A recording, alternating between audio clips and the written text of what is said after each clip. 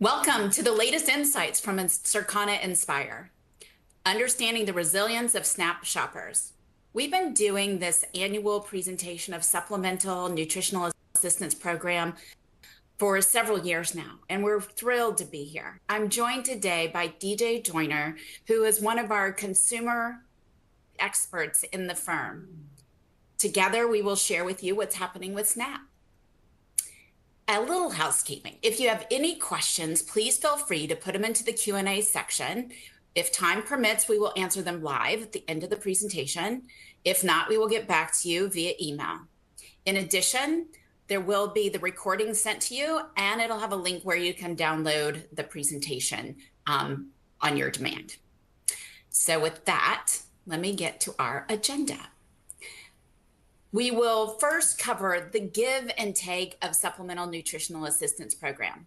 For grounding, in fiscal year 24, which was October 23 to September 24, there were no stimuli available for consumers.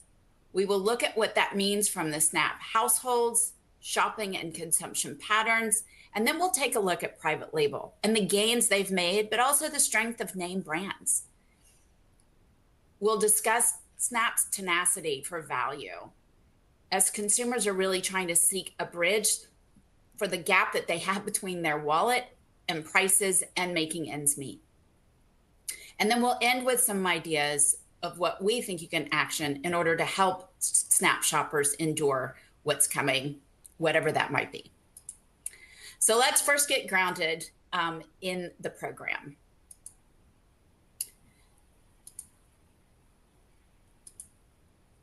First, SNAP stands for Supplemental Nutritional Assistance Program, and it provides nutrition benefits to support the food budget of needy families so that they can purchase healthy food and move towards self-sufficiency. SNAP benefit amounts are based on the Thrifty Food Plan, and that is basically based on the cost of groceries needed to provide for a healthy, budget-conscious diet for a family of four. The Family Food Plan aligns to the USDA dietary guidance, represents a very practical and cost-effective budget for foods prepared at home, and reflects what Americans can buy or eat to support a healthy and active lifestyle. The maximum allotments are updated each year based on the cost within the Thrifty Food Plan, and those are announced in June and they go into effect in the new fiscal year, which is typically October 1st. And then lastly, one good thing to know is that states actually set the eligibility of SNAP benefits, which depends on size, income, and expenses of that household. As a reminder, SNAP benefits can be spent on food and beverage, but there are exceptions. No beer, no wine, no liquor, cigarettes, or tobacco. Also, you can't use SNAP on any of the ready-to-eat or those kinds of foods that might be hot at the point of sale. No vitamins, no medicines, no supplements, no live animals, and also just no non-edible or non-food as well. SNAP participants are down 1.7% in fiscal year 24 versus 23. And in fiscal 24, that was 41.5 million consumers were participating. But one thing to note about the program itself, one of the best impacts is reducing poverty and insecurity among the people that are participating. And it actually does stimulate economic growth in communities because it's additional monies that these consumers can spend. Most people that participate in SNAP have children or have elderly adults in the household or people with disabilities. And you can start to see of how it's dispersed as far as the percentages of households on the right. 79% of SNAP households include at least one member who is a child, an elderly adult, or a person of disability. And of the 79, only one person receiving the benefits. You can see that it does vary based on whether it's a child, an elderly adult, or someone with the disability in the household on the graph on the right. So the size of the household, it's kind of like the size, scope, and complexity of a household, if you will, and how the calculations that go into it. A little bit later, DJ is going to talk a bit about the program itself and how long consumers can stay in it, but which will be a really important grounding point as we get into the numbers. But just understanding the diversity of the households in SNAP, it's not always low income. And I think that's an important thing to understand. In the table, you will see how the allocations are made on average SNAP households. When you look, you can see that SNAP benefits raise household gross income by about a 31%, and SNAP benefits bring household income closer to the amount needed to cover housing, utilities, and other necessities by really lifting some of the burden of the food expenses for these households. Now, what's interesting is there's been several different changes over the past year. And this is obviously impacting what's fiscal year 25, which started October the 1st. One thing that I mentioned a minute ago, participation is down because they've gotten back to being stricter about how long you can be in the program. There's no extra pandemic emergency allocation allotments in any states anymore. And so there's that, right? Then there's cost of living adjustments were made for fiscal year 25. The max allotments increased across the 48 contiguous states, as well as the states and territories you see over in the upper right-hand box. The maximum benefit of 4 differs between where you live, and you can see how they differ with notes on the page as well. So now I want to turn it over to DJ to start talking about what SNAP consumers are doing in their stores, in the stores. So DJ, over to you. All right, thanks, Sally. Excited to be part of the discussion today. So as Sally mentioned, I'll be sharing some of the shopping and consumption trends we've been tracking across SNAP households. And we'll really dig into how some of those recent changes Sally just mentioned to the SNAP program are impacting how these consumers show up at retail when they're shopping for food and beverage and CPG categories. Really quickly before we dive in, I know lots of folks here already using Circana's consumer data to track SNAP households for your own business insights. So I think it's important that we just take a minute to kind of talk about our approach for anybody who wants to drill deeper into SNAP households and their purchase behaviors within specific categories of brands after today's call. So most of the insights we'll be looking at today are going to be driven by our receipt-powered complete wallet model. And as you know, SNAP participants receive their benefits through an ABT card or electronic benefit transfer card that works really just like a credit card or debit card when they're checking out at retail.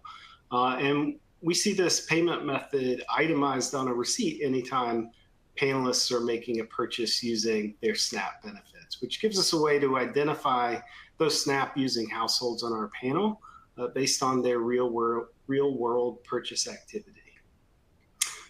As we walk through these insights, I think it's really important to keep in mind SNAP customers, SNAP consumers are not really a static, unchanging population. The program at its core is really designed to be a short-term safety net that helps a household sort of navigate their way to self-sufficiency. So really by design, most SNAP households are qualifying for benefits only temporarily, maybe while they're between jobs or during some other hardship. Just for example, households with children are limited to 6 months of benefits before they have to reapply for the program. And for healthy adults without children, that duration is even shorter, just 3 months. So that means the population of SNAP using household changes from month to month. Some participants are no longer qualifying, other households are moving into the program for the first time. So just keeping that sort of dynamic change in the makeup or composition of this population in mind. Just know as we're talking about SNAP households in this webinar, we're going to be focusing on the core group of SNAP households who are using these benefits relatively frequently over a sustained period of time, which in this case we've defined as those using SNAP benefits for at least 26 unique shopping trips over a 52-week annual period. So let's start by taking a look at who uses SNAP benefits the most. Over the past year, we saw about 18% of households overall using SNAP benefits. The groups we're showing here are those who kind of over-index compared to the total population in their participation in the program. Of course, given the income-based requirements to qualify into the SNAP program, it's probably not surprising to see that SNAP consumers are more likely to be coming from households with annual incomes under $35,000. And of course, correlated with that fact, they're less likely to have post-high school education, less likely to own their own home. But I think something that may be surprising to know is that SNAP households skew younger than the population at large. Based on what we track, we see Gen Z households actually the most likely to be participating in the program, with just under a quarter of that group using SNAP benefits in the past year. Also see some higher participation among households in more urban, kind of downtown metro areas, and those households headed by African Americans and Hispanics. Also, given that SNAP qualification and benefits are at least in part based on household size, it's important to know that SNAP households are more likely to have kids in their home, with participation rates even just a little bit higher among households with children under 6 and those with 3 or more kids. So all of these are the groups that you should be kind of keeping top of mind when it comes to any marketing, messaging that you may be developing or targeting towards those SNAP households. When we look at SNAP households' total spending across all their purchases, regardless of whether they're paying with their SNAP benefits or their own dollars, we see SNAP households really have sizable buying power in the marketplace. These consumers account for about 20 cents of every dollar spent in consumables and food and beverage categories in the U.S. And that's even a little bit higher when it comes to the CPG food and beverage space, where those SNAP subsidies can be used. But we're also seeing the expiration of those temporary supplemental benefits that expired last year, reflected in the kind of relatively steep declines in the share of retail dollars this group represents. So with SNAP benefits reduced versus 2023, we see fewer households participating in SNAP than we did a year ago. And so as a result, those households in aggregate account for a smaller portion of marketplace dollars than they did in 23. And across all CPG, food service, non-food consumables categories, we're seeing SNAP households' contribution to marketplace spending down about 5 percentage points year over year. Of course, while we see SNAP households accounting for a smaller portion of total aggregate retail spending, mostly due to fewer households participating in the program, on an individual basis, when we zoom into households individually, it's really important to recognize SNAP households continue to outspend non-SNAP households by a considerable margin. And consistent with what we've seen in years past, SNAP households are spending more dollars, buying more units, making more trips in food and beverage and consumables than non-SNAP households. A couple things are likely driving these increased purchase rates. Number one, household size is a component of qualifying for the program. So SNAP households tend to be larger than non-SNAP households. They have more mouths to feed, so they're buying more groceries for more people. And two, by virtue of participating in the SNAP program, those subsidies for food and beverage purchases give them a little more purchasing power. We see SNAP households outspending non-SNAP households by the greatest margin, of course, within the food and beverage space of retail. Of course, that's the area of the store, again, where those SNAP benefits can be used. But it's important to know that those subsidies in food and beverage also free up some of their own dollars for higher spending in other categories. And we see this group outspending non-SNAP households by 3% when it comes to eating outside the home at restaurants, and 12% when it comes to those non-food consumable categories, which would include things like paper products, laundry detergent, household cleaning supplies. You'll also notice, especially when it comes to the CPG food and beverage categories, SNAP households outpace non-SNAP by the greatest margin when we look at the number of shopping trips they're making. This is a reflection of SNAP households' tendency to make more frequent trips to stores, although they're purchasing fewer items, spending less per trip than their non-SNAP counterparts. So as you're looking to engage with and serve this population, you should recognize that SNAP households are often making quick shopping trips, probably spending less time in stores, shopping fewer aisles than your non-SNAP customers. So really, you shouldn't be relying on impulse or unplanned purchase occasions from SNAP customers. It's really important that you're capturing their attention, keeping your brand top of mind well before they're in the store. And of course, while we continue to see SNAP households outspend non-SNAP households, we've actually seen those spending levels at a household level kind of stagnate in a year when we've seen all other customers, all other consumers in the marketplace actually increasing their spend across all categories. Specifically in CPG, food and beverage, where those SNAP benefits are in play, SNAP household spending remained flat year over year, while all other households expanded budgets by about 4%. Those recently reduced benefits from the program may be limiting the average SNAP household's buying power. So brands and retailers really need to be sensitive to that fact and know that these shoppers may be feeling impacts of any price inflation happening at retail even more than the average customer. With that, I'm going to turn it back to Sally to share a little bit more about how SNAP households are engaging with specific categories and areas of the store. Thanks, DJ. And given the program parameters that DJ walked you through, we do see that SNAP purchases skew higher for food and beverage versus non-SNAP. Heavier skews are towards beverages, general food, refrigerated. And you'll hear us say this over and over again today, that the SNAP households are very important to this industry. So we're going to continue to dig deeper, peel back the onion, whatever analogy you want to use.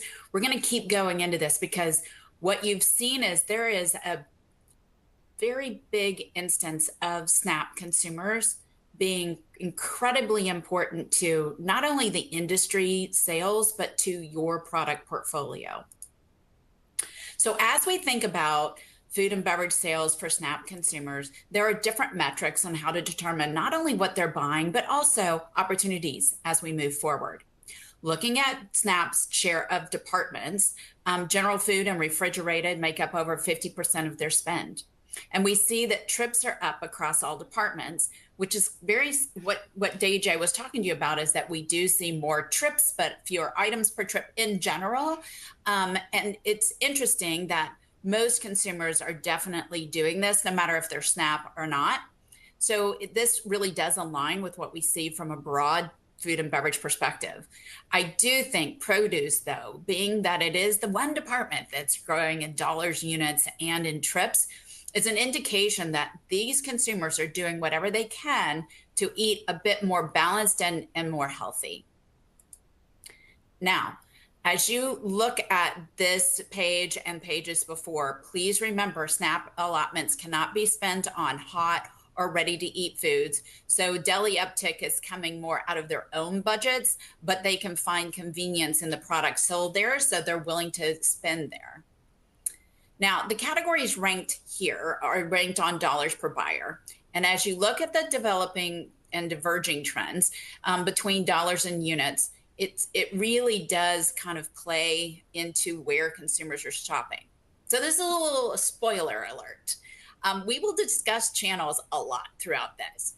We're going to get into it more, but the headline is that value channels are winning more and more with this segment.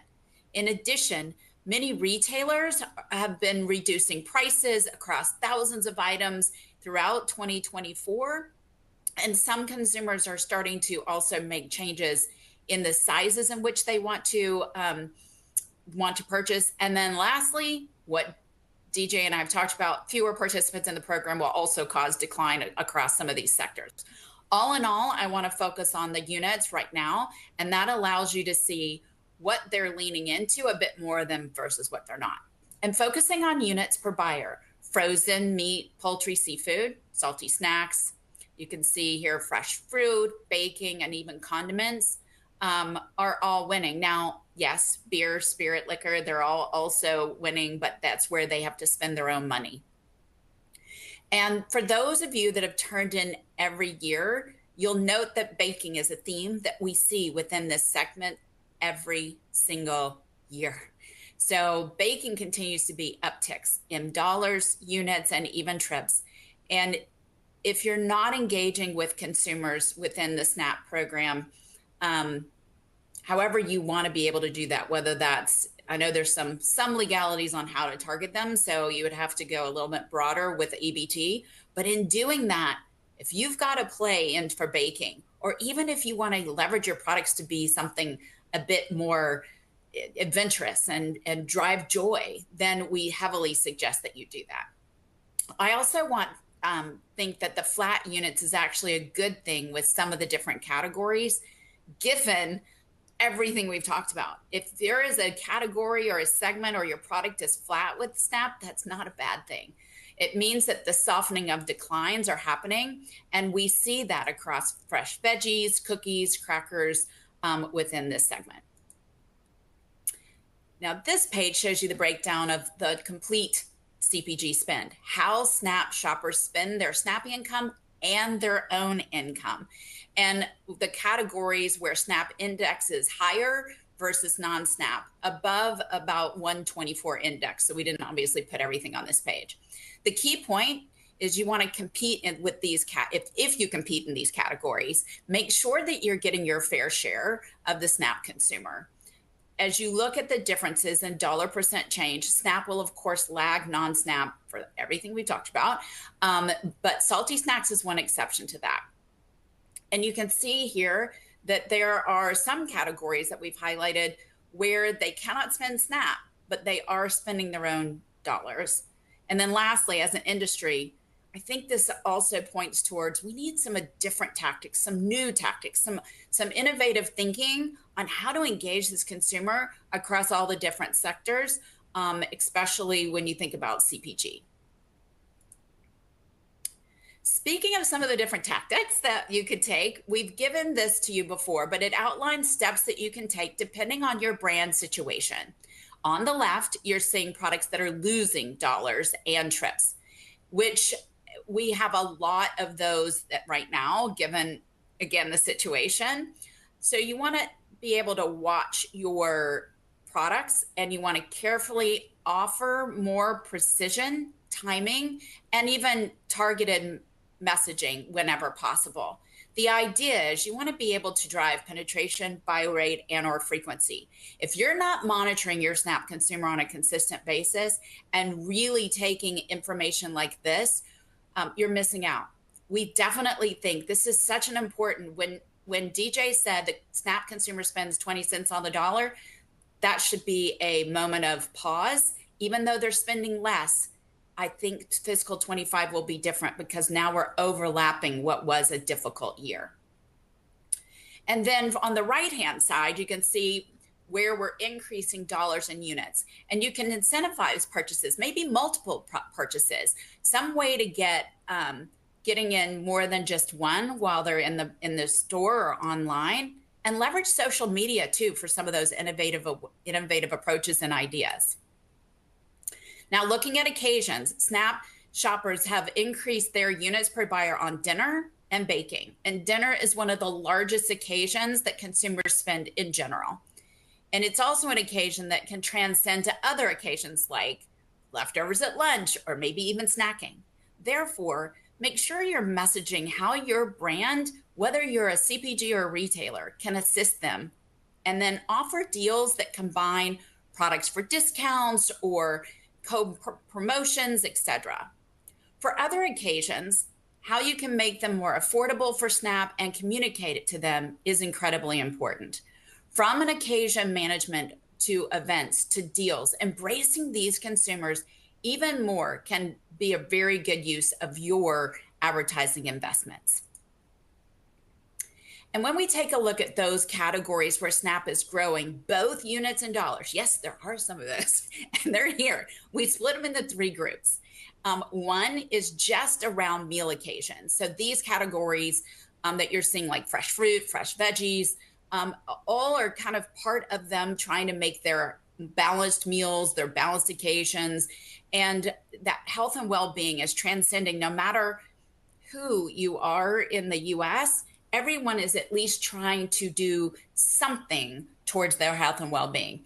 And the programs within the USDA have really done this nicely, giving education to the SNAP consumers on how to not only learn, but even maybe make their own garden, etc. Now, on that left-hand list, pasta is one of those categories that can also be used to stretch meals, maybe between dinner to lunch. And it also wins from an affordability standpoint. In the middle, you've got where SNAP shoppers spend their own money, like on categories for convenience, foil, wraps, bags. That could be for cooking, that for packaging up, or even to eat later. And the kitchen paper products, when they don't really want to have a lot of mess, they might utilize some of those. And taking care of themselves or their homes is also important. It's on the very right-hand side. And you can see, again, this health and well-being with protein powders and weight control nutritionals are part of that mix as well. SNAP households have increased spending on categories that you see here. In addition, for categories like family planning, they're spending a lot faster than non-SNAP. And you'll see several categories that we've been looking at. That this is just another view connecting the value of the SNAP consumer and the occasions that they're using the products they're purchasing for. Now, taking a look at consumption from national eating trends, you can see that SNAP consumers are increasingly relying on heat and eat products. Again, they can't spend SNAP dollars, but it does align to convenience, and not where they can use other types of spend. So how can you position your products that might be not heat and eat, but you could create them and show them as a heat and eat? How do you capture their attention? There's many of you on this webinar that play in either frozen or play in some areas that maybe it's canned or packaged in a different way that is heat and eat, that isn't necessarily from the deli. I think it really is an opportunity to start thinking about, is your messaging heat and eat? Are you really talking about the speed to table? Are you talking about the convenience? If you're hitting all three of those, great. If not, please consider that as you move forward. And one of the other things about this page is it actually aligns to what we talked about with fewer items per trip and those trips benefiting the perimeter. So it all is that, but it has another implication too. And it means fewer homemade meals and fewer leftover meal opportunities, which is why if you play in meal ingredients and you've really felt the pinch, not just from fewer participants, but just in general, it's partly this. They're just not making as many from scratch meals. But again, I still think we have some education to do. It does make sense when you think about it that these consumers might be looking for less waste and or just shopping for what they need for just in time for what they're trying to do. So consider that as you think about your merchandising and marketing. And one more page before I open it back up to DJ to kind of tell us what's going on with the private label. We looked over the last 4 years, and just a few things we wanted to call out indicate the staying power of SNAP households. And the areas that you see here on the left are the ones that we think have legs for continued growth. whether that's energy drinks, even adult beverages have seen consumption. And the list can suggest also well-being approach for the whole family. Even snacking can be part of a balanced approach. On the right-hand side, it's more about what's grown with non-SNAP consumers for your reference. But again, I think if you compete in those any of those five, you've got the ability for continued growth as we move into calendar year 25 and continue on with fiscal year 25. So GJ, would you mind enlightening us on what's happening with SNAP and private label? Sure, thanks, Sally. So yeah, let's dive into a look at brands that SNAP households are buying and how they're navigating between private and national brands. Given that most private label brands tend to be offered at a lower price, that's probably appealing to those shoppers who are looking to stretch their budgets.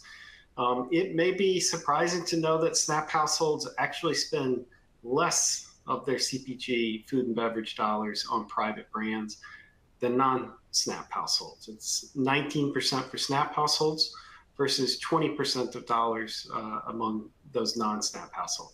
So while SNAP households are engaging a little bit more with store brands than they have in the past, with private brand units per buyer among this group up 3.6% over the past year, that is a slower increase than we've seen for all other households who increased their private label units per buyer by 5.5% over the past year.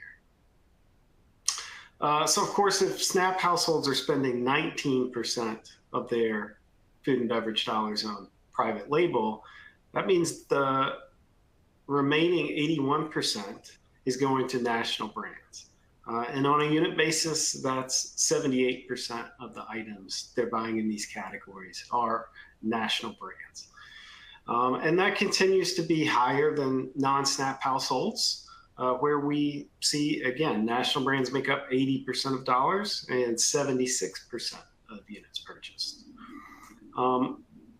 One really important thing to take away from this, knowing that SNAP households spend proportionally more on national brands, knowing that they tend to be heavier spenders at retail in the first place, that means a lot of national brands really kind of over-index their categories in general when it comes to the proportion of the sales, of their sales at retail that come from SNAP households.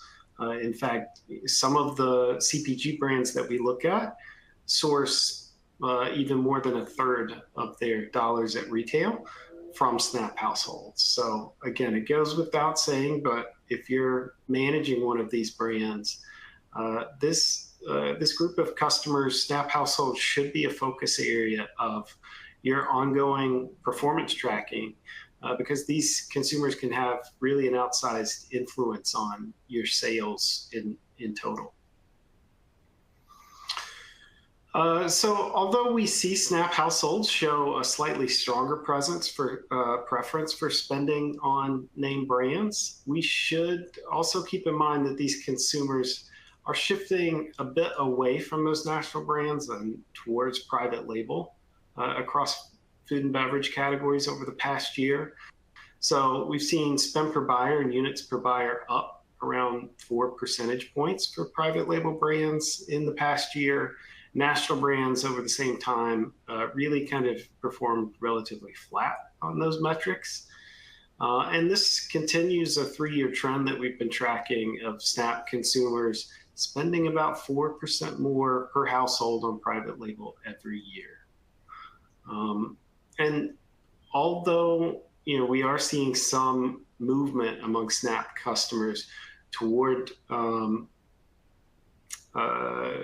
private label, although they continue to give name brands a little bit more preference in terms of where they put their spending, this isn't really a population that brands should be taken for granted. We're seeing private label start to make gains pretty consistently year over year among this group.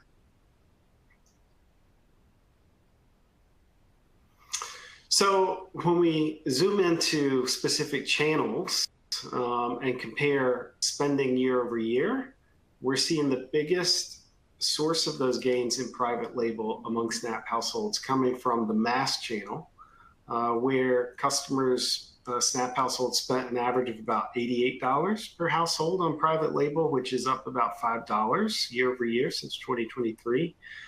We also saw the club and dollar channels showing some growth in private label on a unit basis per household among those SNAP customers, although they were flat to maybe slightly down on dollars. And across all channels, really the food and convenience channels are the only ones where we see a decline in private label spending, in spending and units among SNAP households. Most of the channels that we track are showing some growth in private label across at least one of these metrics. Taking a step further, looking at the share of units SNAP households purchase from private brands versus national brands across channels. Again, we're seeing SNAP households under-index non-SNAP households, kind of being consistently less likely to buy private label and more likely to buy national brands compared to SNAP shoppers. With the exception of the dollar channel, SNAP households are purchasing a smaller share of private label units than non-SNAP households at almost every outlet that they're shopping. Again, we continue to see that sort of consistent pattern of shifts toward private label and by extension, away from national brands. And that's true across all of these store formats. With the exception of convenience stores, which stayed kind of flat year over year, unit shares among SNAP households shifted about a point in favor of private label across every channel. Again, we're continuing to see SNAP customers show general preference toward national brands, but increasingly a willingness to experiment with private label offerings. And that's true no matter where they're shopping.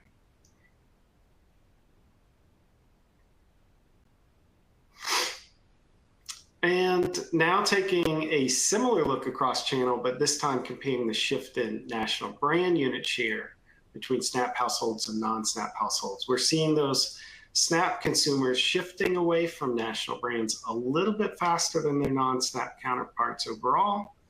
We see that discrepancy strongest at mass and drugstores. And these are, again, small percentage point changes, but it's the continuation of a trend that we've tracked over the past couple of years. And especially with those changes to the program benefits over the past year, more of these households may be feeling a bit more squeeze on their budgets. So they may be looking for more value from their purchases, and turning to kind of lower priced private label offerings may be a reflection of that. If that's the case, of course, national brands may have some opportunity to win back some of that share that they've ceded by innovating on package sizing and pricing structure. And again, we've talked about the fact that national brands are giving up some market share to private label among SNAP households over the past year, but still it's important to know that SNAP shoppers are still heavily engaged with national brands. Over the past year, they made 2.5 more trips where they bought national brands than trips made for buying private label. They spent almost 5 times more dollar on name brands compared to private label. So clearly these consumers are looking to buy products from name brands they know and trust. And I think they're likely to reward national brands who can deliver on the value they're looking for. I mentioned we'd take a closer look at the importance of SNAP households if you're a national brand. In this case here, we've ranked some of the top CPG food and beverage brands based on the share of their sales at retail that come from SNAP households. The index that we're showing here is just a comparison of the brand share of sales from SNAP households versus the share that we see across all products and categories. And of course, for a public presentation like this, we've had to mask the actual brand name. So in the labels here, you're only seeing the categories where each of these brands competes. But each of these is a real life example of a real national brand within retail food and beverage that's sourcing an outsized portion of its sales from SNAP households. We saw earlier that SNAP households account for about 22% of dollars in CPG food and bev. But again, because SNAP households are more likely to buy and spend on name brands, many national brands are sourcing an even larger share of their retail sales from SNAP customers. And this is especially true within food and beverage, where SNAP customers are using those SNAP benefits. And I think this chart really illustrates how important the SNAP program is, how important this SNAP population can be to an individual brand. And hopefully this inspires you to include a lens into these shoppers as part of your organization's standard performance tracking and KPIs if they're not already there. They're a large population. They may have more purchasing power than you'd expect. And they should really be a focus as you're planning any of your marketing promotions, as you're potentially innovating your product and pricing strategies. Taking a look at SNAP consumers, how they're engaging with brands, I'm going to turn it back to Sally to talk a little bit more about the stores and channels SNAP customers are shopping. Thanks, DJ. Great job. And now I want to tell you why we called this tenacity for value. It's because we said participants in SNAP have been resilient at the very beginning, and we're really admiring this group. I grew up on food stamps.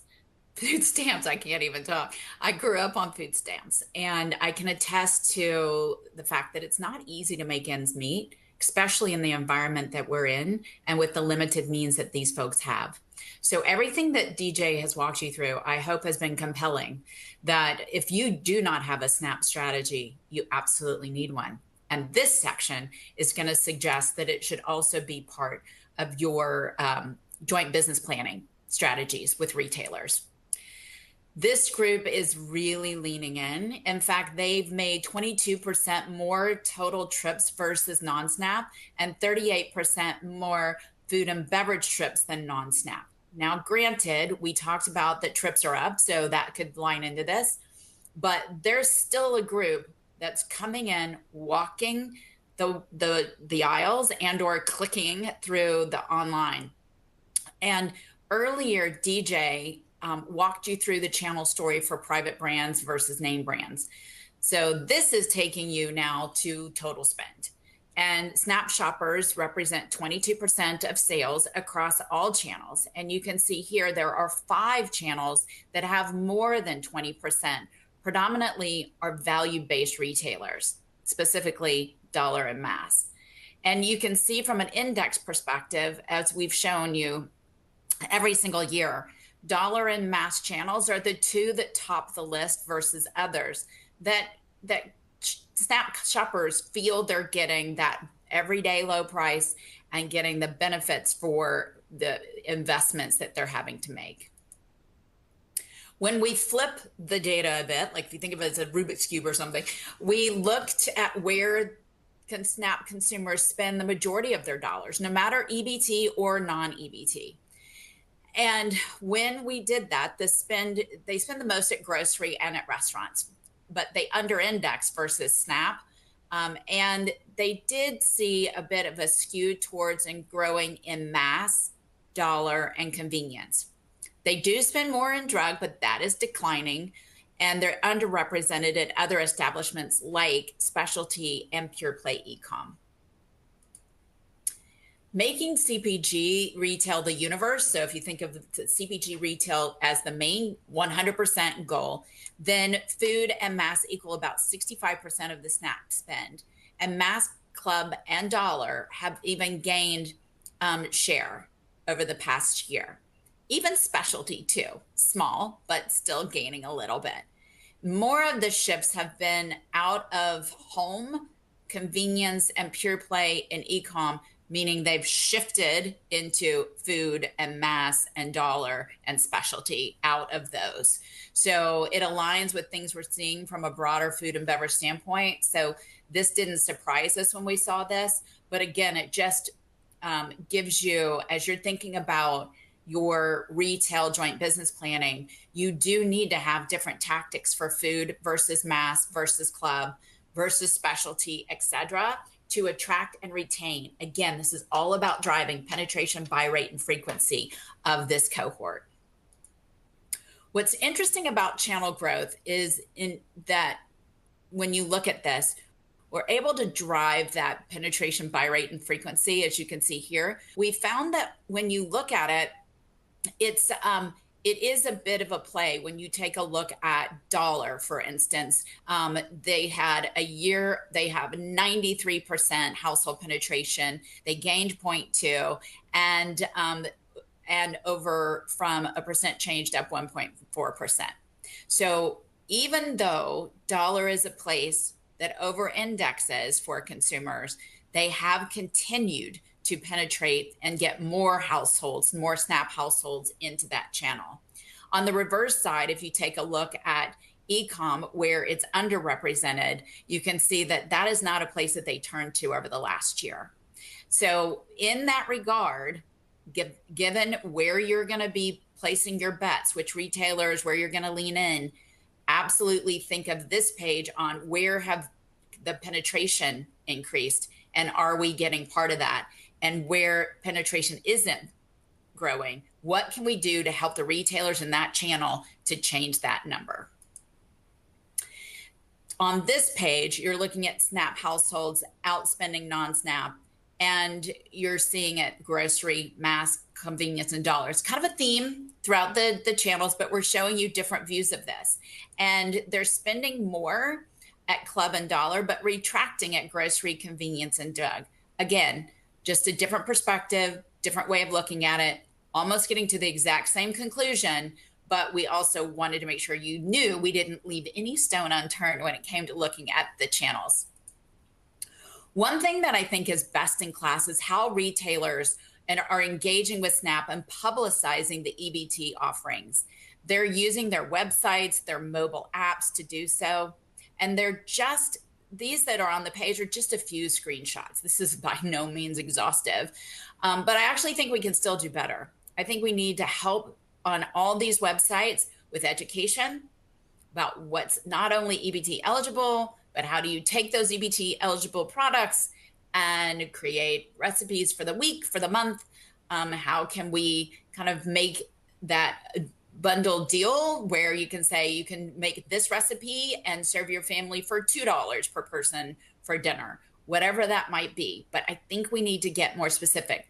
Some retailers do that, not all. Some retailers' websites are easy to follow, not all. If I were a CPG or a retailer, take a look at your competition. How have they set up their websites? Can you learn something and maybe do additional things to help attract consumers to use your website as a place where that's a trust mark, that they can go and get information and education, even if you're allowed, link back to the USDA resources, because they may not know and you can help them bridge that gap. Now, on the right-hand side, this is just really kind of, again, just some additional things from the dollar channel. And they have always done a nice job at really assisting because they know how important the SNAP consumer is to them. And I think with recipes, with showing, again, what the cost per meal might be, they've done a nice job. Now, what's happened over the last 18 months is the fact that delivery services are now providing opportunities for EBT eligible products to be delivered. For example, on this page, you've got Uber Eats and Instacart. And I think if you kind of think about that, what that means for consumers that trust that, then it's a great option from a convenience standpoint, et cetera. But I still think they are going to need, especially when we saw the online, it's not that most developed, going to need a bit more because it is more expensive to opt into some of these options, unless, of course, there are discounts and benefits provided, which some do. On the right-hand side, these are just a couple of snapshots of what I've been talking about from the USDA. It's called SNAP Ed, and it teaches participants about nutrition, how to prepare meals, how to even make their own garden. And I think it's phenomenal. We've shared with you these examples the past couple of years. There's, I think it's just an opportunity to take those ideas and maybe even come up with your own, for your own company website, and get creative and think out of the box. And as we've discussed on previous webinars, SNAP consumers don't spend a lot on promotion. It's really all around, they spend when they get their paycheck, not necessarily what's on promotion. But we have seen a slight shift, using more dollars on promotion than in before. And the percent of dollars spent on promotion is relatively low, because they don't typically do it, but we are seeing that there's a slight uptick, whether that's at the low side from a 0.4 or up to the mid side where it might be anywhere from 0.4 to 1.3 more. And they're doing it because they're trying to seek the best deal. Remember, some of the channels they are purchasing at have that everyday low price or that low price available kind of mentality, but some are high low. And with the high low, what can you do to make deals for them throughout the year, especially about when they get paid? And it's this tenacity for value, using the deal and the channels offered. And I say this because of the fact that some are the high low and some are everyday low price. And we showed this map to you a year ago, but I wanted to make sure nobody forgot that SNAP payments are different by state, which really indicates a staged retail promotions by state. And I know that makes it hard, but knowing when those paychecks are made, making sure that you align promotions and communications around them will benefit you. It does take more work. It is not easy. I get that. But I think and I hope that we have continued to emphasize the importance of this segment, the fact that this segment needs more help than most any segment, and that it can pay off. These consumers can actually make and or break brands. If you are able to keep them and retain them, it will pay off over time.